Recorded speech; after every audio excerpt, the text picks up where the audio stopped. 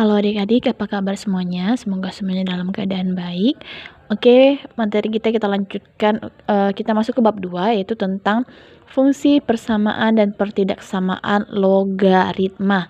Nah, bagi adik-adik kelas 10, ini adalah mata pelajaran yang baru, karena ini tidak ada dipelajari di SD ataupun di SMP. Jadi, mari sama-sama kita pahami gimana sih itu logaritma.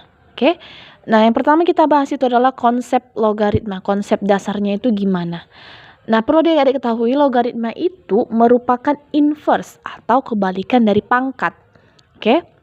Inverse atau kebalikan dari pangkat. Nah, di sini ada contoh 2 pangkat 3 sama dengan 8. Oke?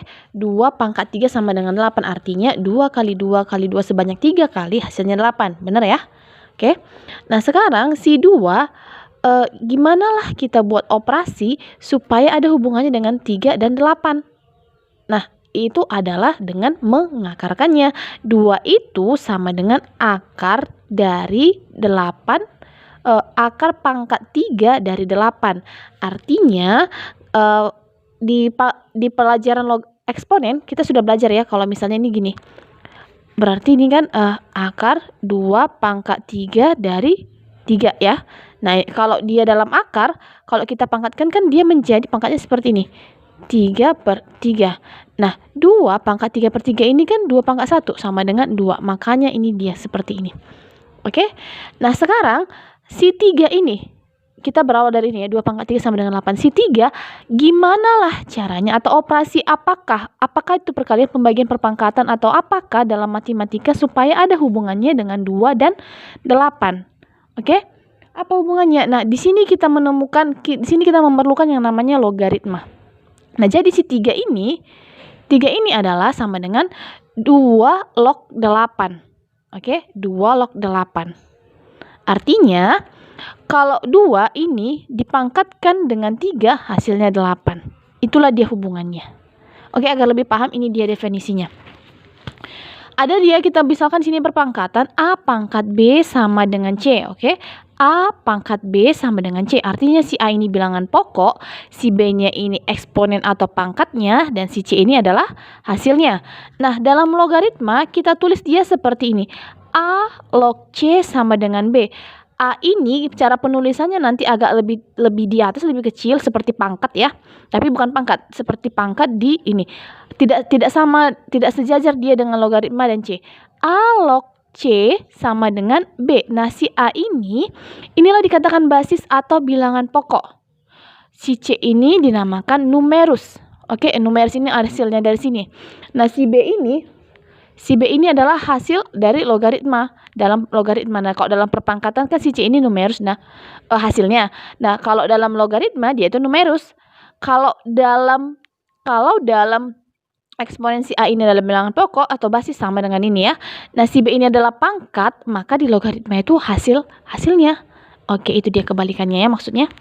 Nah, kita masuk ke syaratnya ada 2, syarat basis dan syarat numerus. Syarat basis yang pertama adalah A harus lebih besar dari 0. Artinya si A ini tidak boleh tidak boleh negatif. Ya, si A harus positif. Dan si A tidak boleh bernilai 1, tidak boleh sama dengan 1. Oke? Nah, untuk syarat numerus C harus lebih besar dari 0. Si C ini pun tidak boleh negatif, harus positif. Ini syaratnya ya. Jadi kalau misalnya nanti di soal ada menemukan, misalnya ini jebakan ya, si C-nya ini dikasih minus 1, itu otomatis bukan logaritma. Oke? Paham ya? Oke, kita masuk ke contoh. Nyatakanlah bentuk-bentuk perpangkatan berikut dalam logaritma. Oke? Nah, yang pertama 5 pangkat 2 sama dengan 25. Ingat aja seperti ini. Langsung ya, konsepnya ini A pangkat B sama dengan C. Maka nah, seperti ini. 5 kita ubah ke dalam logaritma ya. 5 logaritma 25 sama dengan 2. Basisnya 5 log 25 sama dengan 2. Artinya, kalau si 5 ini kita pangkatkan dengan 2, hasilnya pasti 25. Oke, seperti ini konsep dasarnya. A pangkat B sama dengan C. Ininya dia si A-nya. Ini dia si C-nya, ini si B-nya. Oke? Paham ya? Nah, selanjutnya 2 pangkat 5 sama dengan 32. Nah, ini gimana? Berarti 2 logaritma 32 sama dengan 5. Ya, seperti ini. 2 logaritma 32 sama dengan 5.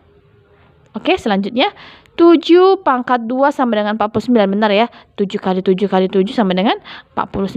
Nah, kita ubah dalam logaritma, berarti 7 log 49 sama dengan 2. Oke, contoh selanjutnya. Nyatakanlah bentuk-bentuk logaritma berikut dalam perpangkatan. Nah, ini sebaliknya. Kita dikasih logaritma, kita ubah ke bentuk perpangkatan. Kita pahami dulu konsepnya ya. 2 log 16 sama dengan 4. Artinya, 4 pangkat berapakah atau 2 pangkat berapakah hasilnya 16. Seperti yang ini tadi, ingat aja konsepnya ya. Maka langsung aja kita ubah, berarti 2 pangkat 4 sama dengan 16. Benar ya, jadi kalau kita kalikan 2 sebanyak 4 kali hasilnya 16. Selanjutnya 5 log 625 sama dengan 4. Ingat konsepnya kembali ini. Oke, A pangkat B sama dengan C. Berarti si A-nya basisnya, si C-nya itu numerusnya hasilnya, si B itu pangkatnya di sini. Nah, ini menjadi hasil logaritma, kita ubah. Berarti menjadi 5 ini basisnya 5 yang di sini, pangkat 4 yang hasilnya sama dengan, itulah dia sama dengan 625. Oke, selanjutnya 2 logaritma akar 2 sama dengan setengah. Nah, ini gimana? Oke, jangan panik karena sudah ada akar dan pecahan. Sama saja konsepnya. Seperti ini. 2, ini 2 pangkat setengah hasilnya sama dengan akar 2. Oke, ini dalam eksponen kita sudah pelajari. Kalau dia pangkatnya pecahan itu berarti menjadi akar. Jadi kalau akar kita buat dalam bentuk pangkat itu adalah pangkatnya pecahan. Oke, paham ya? Oke, lanjut contoh ketiga. Nah, ini kita menentukan hasilnya. Oke, kita menentukan hasilnya. 3 log 27 berapa? Oke, artinya berapa 3 pangkat berapakah yang hasilnya 27? Ayo coba, 3 pangkat berapakah yang hasilnya 27? Berarti 3 pangkat? Iya, 3 pangkat 3. 3 pangkat 3, 3 kali 3 kali 3 sebanyak 3 kali, itu hasilnya 27. Nah, seperti ini.